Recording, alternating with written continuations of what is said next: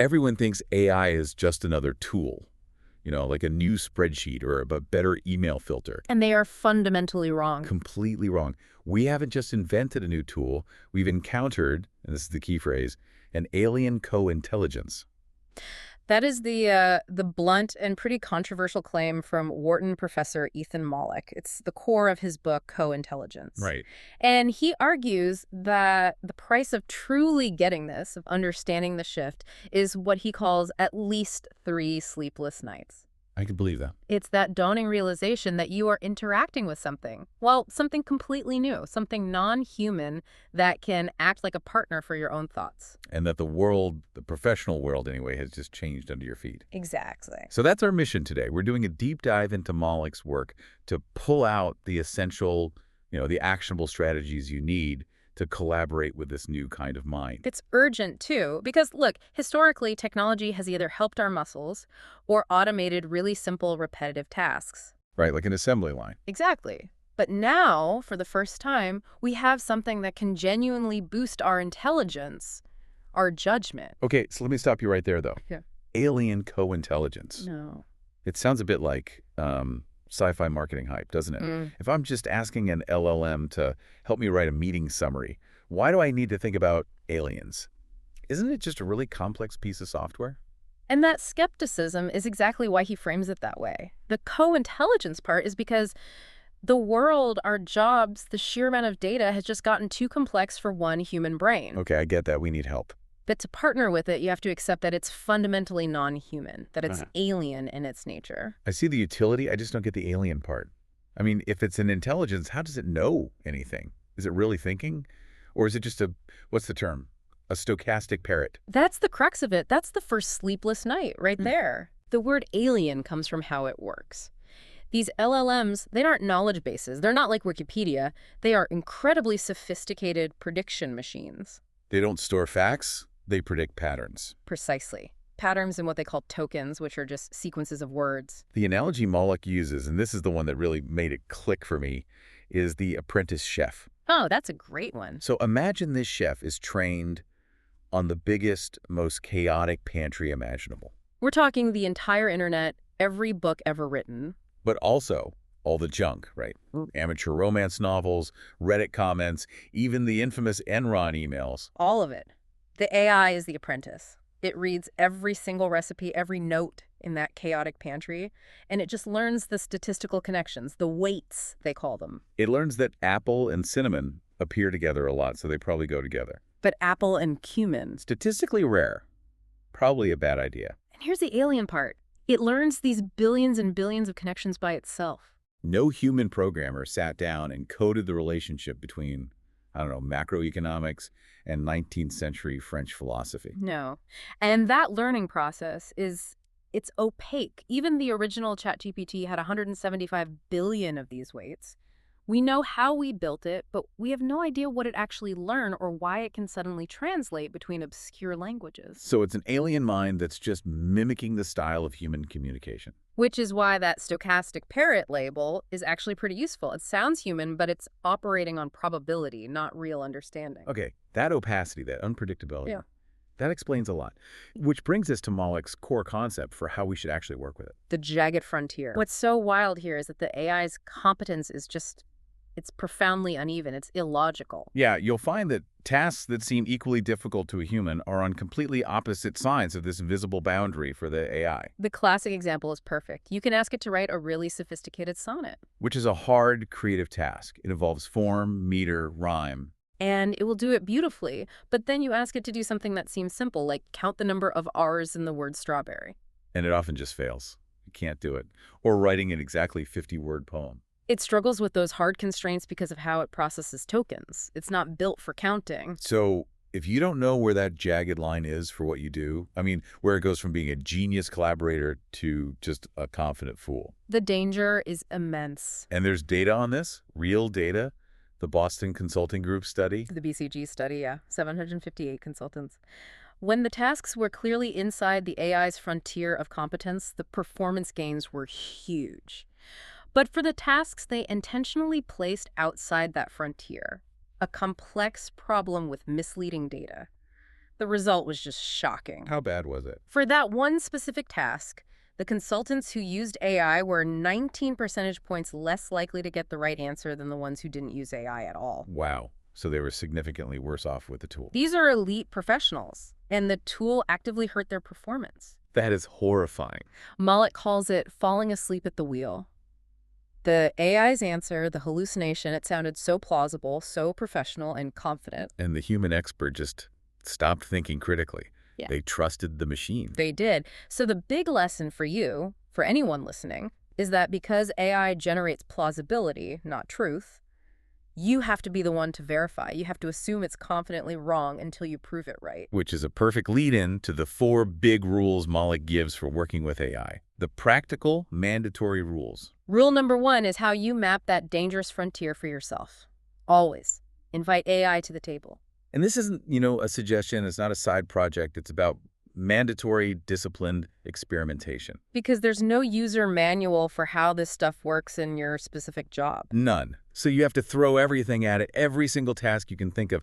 That constant trial and error is how you map out the jagged frontier for yourself. Even the failures are valuable. Especially the failures. Well, they teach you exactly where its weaknesses are and where your human expertise has to take over. Okay, so that flows right into rule number 2. Yeah. Be the human in the loop.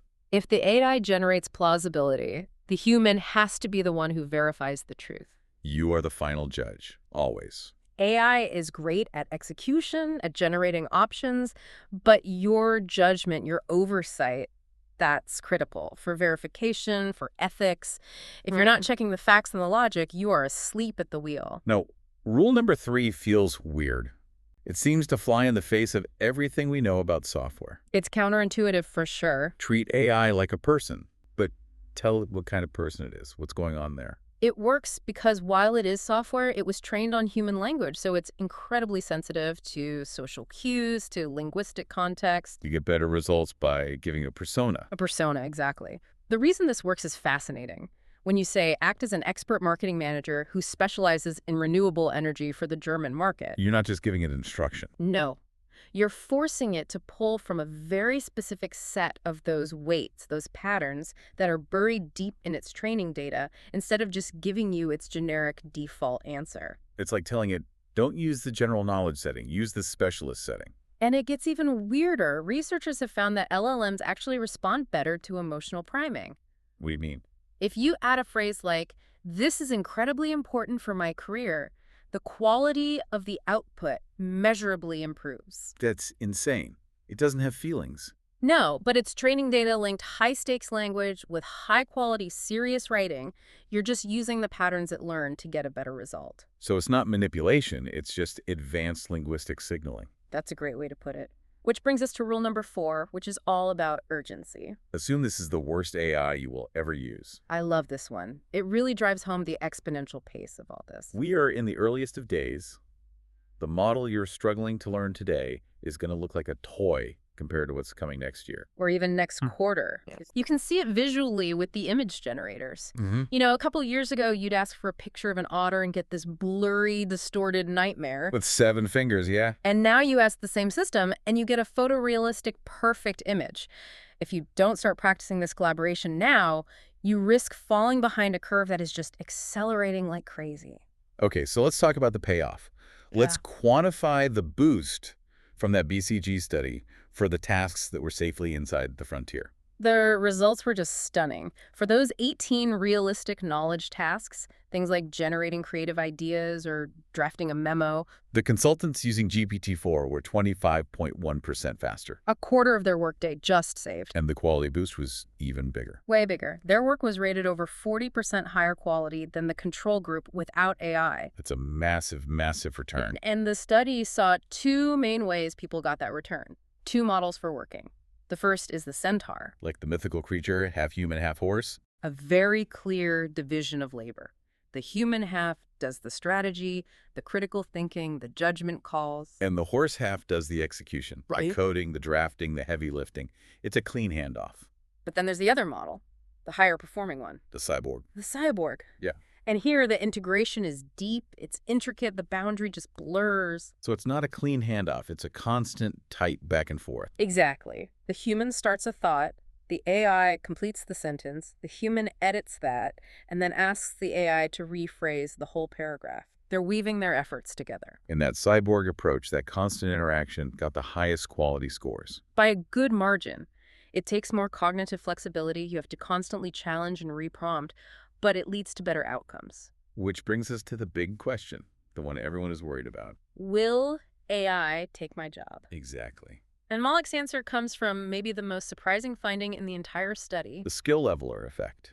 the skill leveler. We all focus on how AI can make the top performers even better, but the biggest impact was on the average workers. Quantify that for us. The consultants who were performing below the average saw their scores increase by 43% when they used AI. 43%. Compare that to the top performers, who only saw a 17% bump. So it closes the performance gap. Dramatically.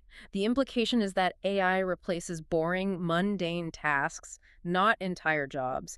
It makes good enough work, like a standard memo or a first draft, basically free and instant. So your job becomes focusing on the high-value stuff that only you can do, the just-me tasks, as he calls them. Ethical judgments, core creative intent, making a call based on deep personal knowledge of a client. And that connects to the other finding from the study about homogeneity. Right. The AI output, while higher quality, was also more samey. It was more homogeneous than the messy, diverse output from the human-only group. Which means the human becomes the source of variation, of originality. That's your new job.